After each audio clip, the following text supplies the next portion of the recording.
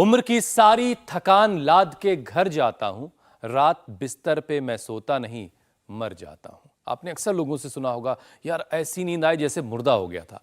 Office में घंटों काम करने के बाद लोग घर पहुंचने के बाद बिस्तर पर जब लेटते हैं, उस वक्त के बाद फिर उनकी उठने की हिम्मत जैसे होती ही नहीं। ऐसा दुनिया में करीब करीब हर किसी के साथ होता है या फिर हो रहा है। मीनाक्षी, ज्योत्सना, आप भी जरा बताइए कि आप लोग जब घर पहुंचते हैं तो किस तरह के हालात होते हैं। मीनाक्षी, मैं तो अब बोलूंगी तो बोलेंगे ये लड़की जो है हमेशा बच्चों की बात करने लगती है, आराम करने का मौका नहीं मिलता। लेकिन हाँ, ये जरूर है कि रात को जब सोती हूँ ना, बड़ी निश्चिंत नींद आती है और सुबह भी बड़ी एनर्जी के साथ होती है।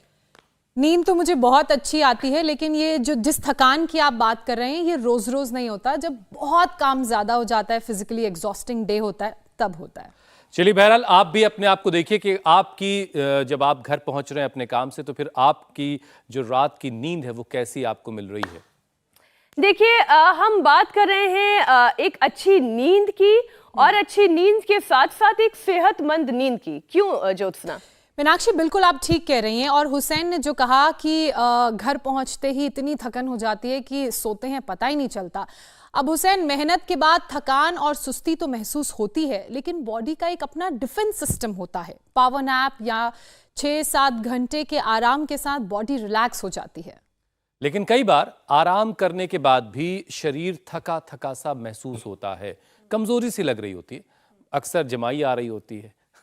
अब सर्दी, वायरल या फिर जो सीजनल प्रॉब्लम है उसकी वजह से थकावट तो समझ में आती है, लेकिन अगर बगैर वजह, कोई वजह नहीं है, उसके बावजूद अगर आप थकान महसूस कर रहे हैं तो थोड़ा सोचिए, ठहरिए और सोचिए कि आखिर क्या प्रॉब्लम है। आप बिल्कुल ठीक कह रहे हैं हुसैन, और आपने एकदम सही नब्ज पर हाथ रखा है। थकान जब कभी खत्म ना होने वाली परेशानी बन जाए तो ये खतरे की घंटी है, जो कई छुपी हुई गंभीर बीमारियों का सिग्नल भी हो सकती है। इतना ही नहीं, ये खुद में भी एक तरीके का सिंड्रोम है। कई बार ये थकान anaemia, diabetes, thyroid, arthritis, hypotension, liver, kidney की वजह से होती है, जो पता न चलने से मांसपेशियों को डैमेज करती है, मसल्स को डैमेज करती है। मसल्स कमजोर होने से चलने फिरने तक का मन नहीं करता।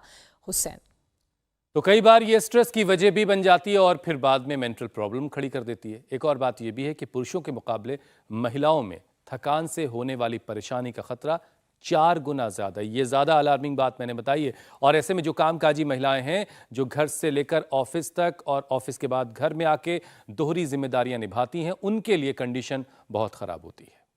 वैसे आयुर्वेद में इसे बल क्षय कहते हैं, मतलब शरीर में ताकत महसूस ना होना। बल यानी ताकत, क्षय मतलब उसका हनन, ताकत का खत्म होना।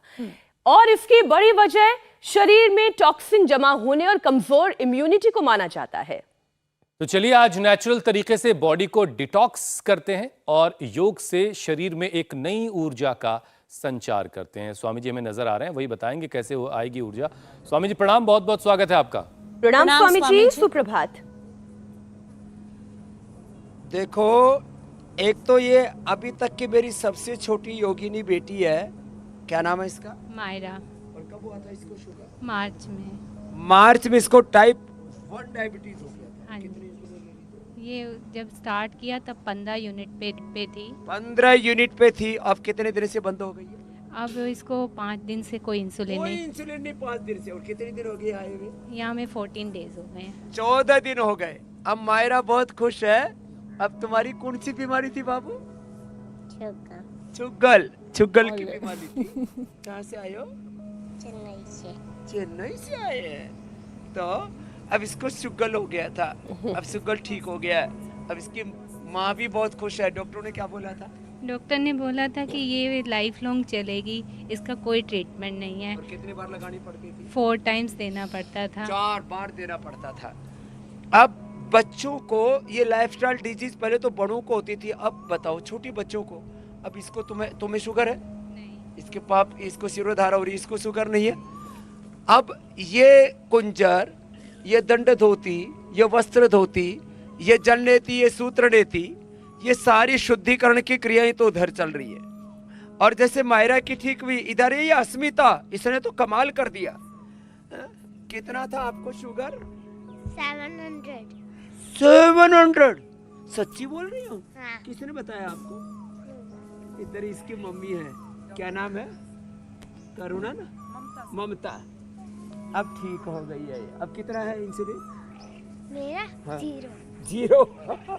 अब 0 हो गया इंसुलिन। स्वामी जी, कुछ ये ऐसा बढ़ गई हो 0 पूरा। अब योग मुद्रासन कि करो। ऊपर वाला ये बच्चों सेम को आजाद पवार- कर दे इन सारी चीजों से। हाँ, काश। बहुत कष्ट होता है। इसको देना, इसकी माँ को। क्या बोला था भाई डॉक्टर ने तुमको, क्या होता था? ओम स्वामी जी, इसको सर उल्टियाँ हुई थी और उसकी वजह से ये 2 दिन आईसीयू में रही। तो इतना इंसुलिन दिया और उसके बाद बोला कि लाइफ लॉन्ग इंसुलिन देना ही पड़ेगा। और कितनी बार देती थी? दिन में 4 बार। और दिन में 4 बार देती थी सर। 30 यूनिट देती थी मैं इसको। 30 यूनिट? ये राम राम राम। और जब हर बार देती थी तो मन में क्या होता था? स्वामी जी, मन में विचार आता था इससे अच्छा मुझे हो जाता। बच्चे को इतना दर्द देना, क्योंकि सुई जब प्रिक करते हैं दर्द तो होता है, भले ही वो बोले बहुत छोटा सा है, कुछ नहीं होता कुछ नहीं होता, लेकिन दर्द और होता है। इससे इसका मैंने इससे पूछा था आज सुबह, तो बोले जितनी बार सुई लगाती थी अकेले में जा करके जी स्वामी जी। आंखों से अश्रु धारा बहती थी।